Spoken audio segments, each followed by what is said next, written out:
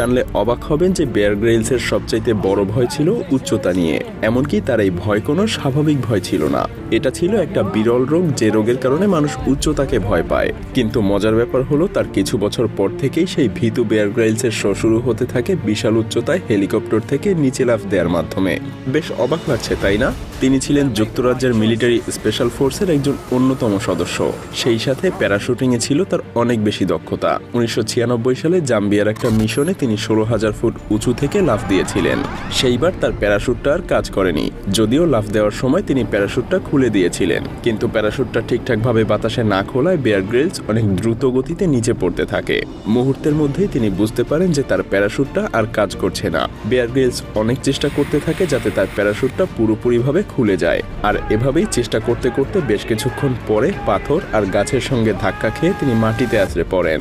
নিচে পড়ে যাওয়ার পরে বেয়ার গ্রিলস পিঠে মারাত্মক আঘাত পান, কিন্তু এত উপর থেকে পড়ে যাওয়ার পরেও তার জ্ঞান ছিল। তিনি একদমই নড়তে পারছিলেন না, শুধু মাটিতে লুটিয়ে প্রচন্ড ব্যথায় কাতরাতে থাকেন। তিনি শুধু এই আশায় হাল ছাড়েননি যে তার সঙ্গীরা হয়তো তাকে বাঁচাতে আসবে।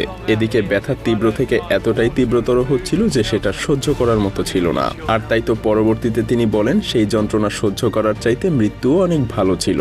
অনেকটা সময় এভাবে পড়ে থাকার পরে তার সঙ্গীরা এসে তাকে আফ্রিকার একটা হাসপাতালে নিয়ে যায়। এরপর ডাক্তার যখন তার পিঠে একটা ইনজেকশন দেয় তখন তার ব্যথাটা ধীরে ধীরে কিছুটা কমতে শুরু করে।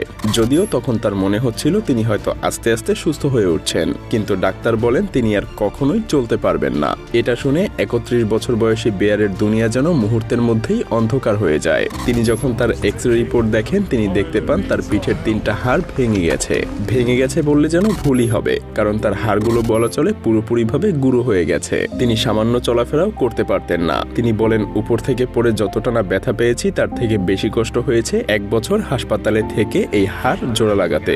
হাসপাতালের বেডে শুয়ে তিনি সারাদিন চিন্তা করতেন যে তিনি হয়তো আর কখনোই সুস্থ হতে পারবেন না। তার বেঁচে থাকার ইচ্ছাটাই একেবারে মরে গিয়েছিল। তারপরও বেয়ার গ্রিলসের বেঁচে থাকার একমাত্র উদ্দেশ্য ছিল বিভিন্ন নতুন নতুন জায়গায় ঘুরে বেড়ানো এবং নতুন নতুন অ্যাডভেঞ্চারাস জার্নি। কিন্তু এই একটা আঘাত তার কাছ থেকে সবকিছু যেন একদম কেড়ে নিয়েছিল।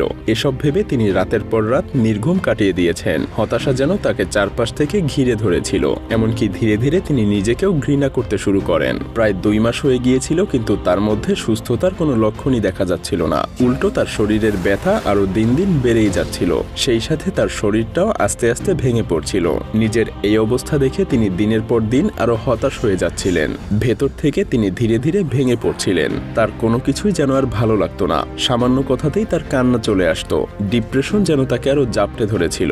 কিন্তু যারা বেয়ার গ্রিলসকে চিনত তারা সবাই জানতো বেয়ার অনেক পজিটিভ মাইন্ডের একজন মানুষ। তাদের সবার বিশ্বাস ছিল বেয়ার গ্রিলস এই অবস্থা থেকে অবশ্যই বের হয়ে আসতে পারবে। কিন্তু তেমনটা যেন আর হয়ে উঠছিল না, কারণ বেয়ার গ্রিলস ভেতর থেকে খুব ভেঙে পড়েছিলেন। তিনি তার সামনে কোনো আশার আলোই দেখতে পাচ্ছিলেন না, কারণ তার সমস্ত স্বপ্ন একেবারে ভেঙে গিয়েছিল। হঠাৎ একদিন রাতে তিনি বিছানায় শুয়ে শুয়ে দেয়ালে ঝোলানো একটা ছবি দেখছিলেন। ছবিটা ছিল হিমালয় পর্বতের। ছোটবেলা থেকেই তার বাবা আর তার প্রচন্ড ইচ্ছা ছিল হিমালয় পর্বত জয় করার। তিনি দেখতে পান ছবিটার উপরে ধুলো পড়ার সাথে সাথে তার ইচ্ছা আর স্বপ্নের উপরেও যেন ধুলোর এক পুরো আস্তরণ জমে গেছে। সেই রাতে তার পাশে কেউই ছিল না, তিনি ছিলেন সম্পূর্ণ একা। তবুও অনেক সাহস করে কোনো মতে সে ছবিটার কাছে গিয়ে ধুলো পরিষ্কার করে ভাবতে থাকেন কিভাবে তিনি নিজেকে বাঁচাতে সেই শক্তি যোগাবেন, কিভাবে তিনি সেই হিমালয় পর্বত জয় করবেন। এসব কিছু ভাবতে ভাবতেই তিনি ঘুমিয়ে পড়েন। বেয়ার গ্রিলসের সাবকনশাস মাইন্ডেও যেন এই চিন্তাটা একদম গেঁথে যায়। পরদিন সকালে ঘুম থেকে উঠে তার দাদির একটা কথা মনে পড়ে। ছোটবেলায় তার দাদি তাকে বলেছিলেন, বেয়ার, জীবনে যা কিছু হয় তা ভালোর জন্যই হয়।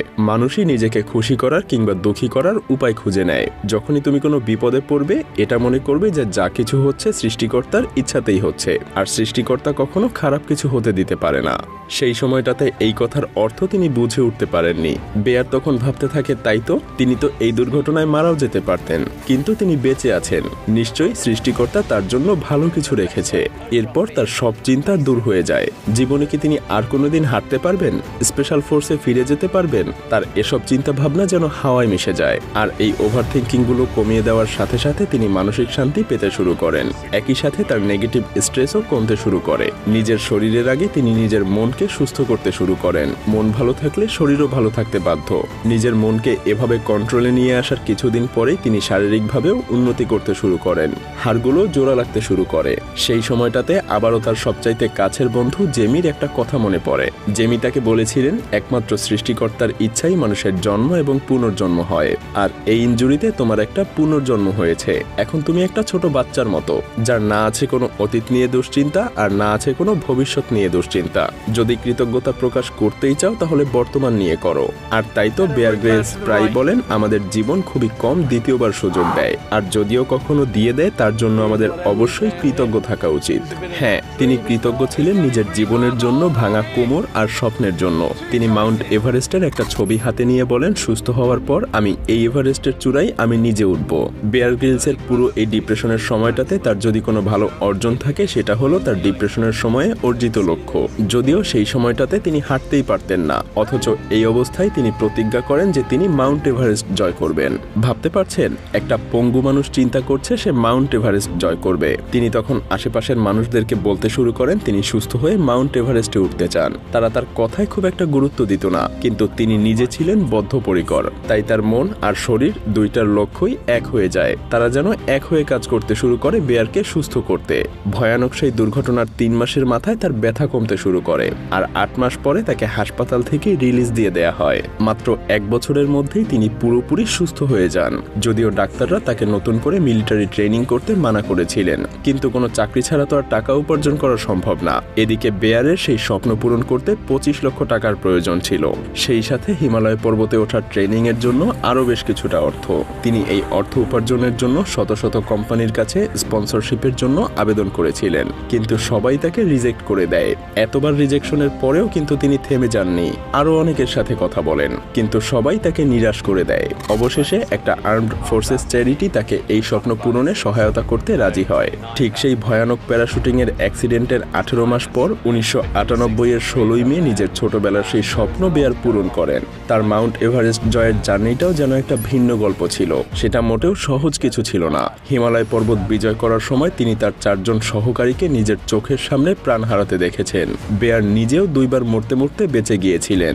ব্রিটেনের সবচাইতে কম বয়সী হিসেবে তিনি এভারেস্ট জয় করার খ্যাতি অর্জন করেছিলেন। তখন অনেকেই তাকে বিভিন্ন সেমিনারে ডাকতে শুরু করে, তাকে নিয়ে বিভিন্ন ডকুমেন্টারি বানানো হয়। অবশেষে ডিসকভারি থেকে তাকে সেই সুযোগ দেয়া হয় যা তাকে সারা বিশ্ব জুড়ে খ্যাতি অর্জন করতে সাহায্য করেছে।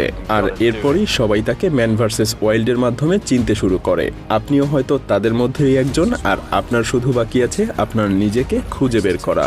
কারণ একটা মানুষ যার মেরুদণ্ডের হাড় পর্যন্ত গুঁড়ো হয়ে গিয়েছিল, ডাক্তার বলে দিয়েছিল তাকে দিয়ে আর কোনোদিনও সম্ভব না, আশপাশের মানুষ বলেছিল সম্ভব না, এবং তিনি নিজেও বিশ্বাস করে নিয়েছিলেন যে তাকে দিয়ে হয়তোবা সম্ভব না, সেই মানুষটা বিশ্ব জয় করে দেখিয়েছেন। তাহলে আপনার কি সমস্যা? আপনাকে তো সৃষ্টিকর্তা সবকিছু দিয়ে রেখেছেন।